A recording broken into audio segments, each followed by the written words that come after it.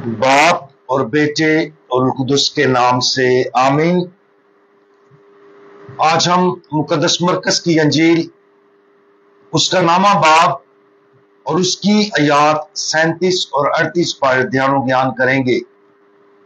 और आज हम बाहमी तामुन इसके बारे में सुनेंगे। यूहन्ना ने उससे कहा, आए उस्ताद, हमने एक को तेरे नाम से बदरूओं को निकालते देखा और वो हमारा पैरो नहीं, और हमने उसे मना किया। तब यीशु ने कहा, उसे मना ना करो, क्योंकि ऐसा कोई नहीं जो मेरे नाम पर मोजज़ा करे और जल्द मुझे बुरा कह सके। यूहन्ना और दूसरे शागिर्द किसी को बदरूहें निकालने से क्यों रोकने की कोशिश करेंगे? इसको समझने के लिए उस मंजर का तस्वुर करें। यूहन्ना और दूसरे शागिर्द इस बात पर यकीन कर चुके थे कि यीशु ही मसीह खुदा का मसीहा है।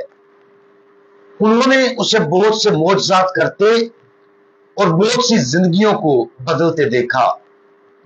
नतीजे के तौर पर वो बिना शुबा चाहते थे कि हर कोई ये दरियाफ्त करे कि यीशु कौन था और उस पर ईमान लाए। लेकिन फिर उनका सामना किसी ऐसे शख्स से हुआ जिसे वो नहीं जानते थे और जो यीशु के नाम पर बदरूहों को निकाल रहा था। इसलिए उन्होंने उसे रोकने की कोशिश की।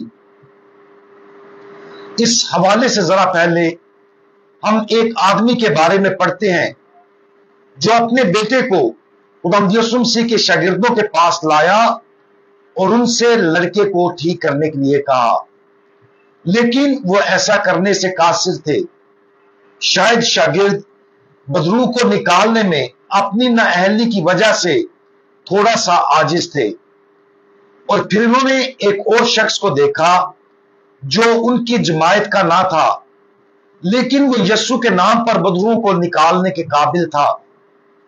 उससे उनकी कमजोरी और जिल्लत के जज्बात में इजाफा हो सकता है, और शायद इसी वजह से वो उस आदमी को रोकने की कोशिश करते हैं कि वो यीशु के नाम पर बदरूहों को ना निकाले।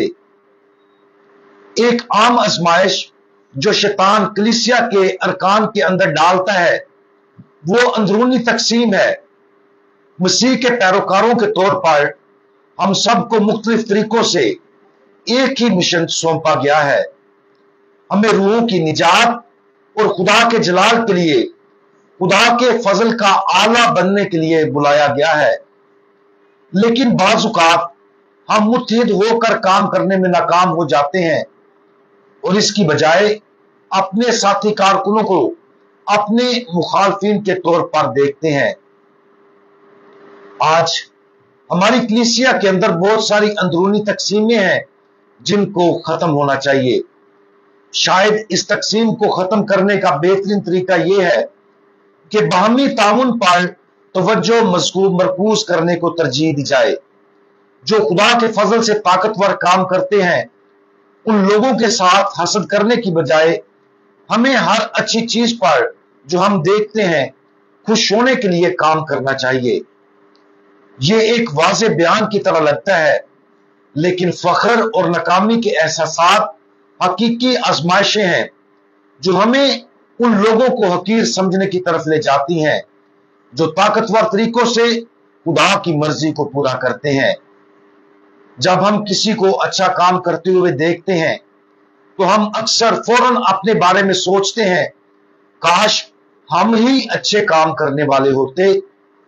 और जब खुदा किसी दूसरे को ताकतवर तरीके से इस्तेमाल करता है तो हम आसानी से किसी दूसरे के अच्छे कामों के लिए खुदा को जलाल देने के बजाय अपनी नाकस और नाकामियों को देखने के लिए आजमाइश में पड़ सकते हैं।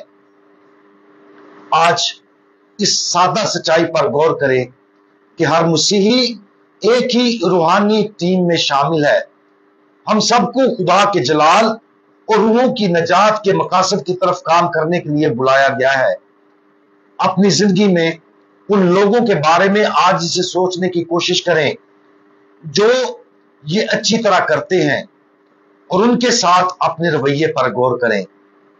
अगर हमें अपने अंदर हसद, नफरत या तनकीद की कोई शक्ल नजर आती है तो उन रवैयों को दूर करने का अहद करें, और जब खुदा दूसरों को अपने मकसद के लिए इस्तेमाल करता है तो शुक्रगुजारी की रूह से मामूर होने की कोशिश करें। कुदरत और ताकत के मालिक खुदावंद, आप अपने लोगों की सखावत और वफादारी के जरिए बेशुमार नेकियां इंजाम देते हैं। आप अपनी मर्जी को दूसरों के सामने लाने के लिए अपनी पैरवी करने वालों को मुसलसल इस्तेमाल करते हैं। प्यारे खुदावंद, बराए करम हमें एक आला के तौर पर इस्तेमाल करें ताकि हम भी दूसरों की तरह आपकी बादशाही को फैलाने और रूहों की निजात के लिए काम कर सकें। खुदावंद यीशु मसीह, हमारा भरोसा आप पर है। आमीन।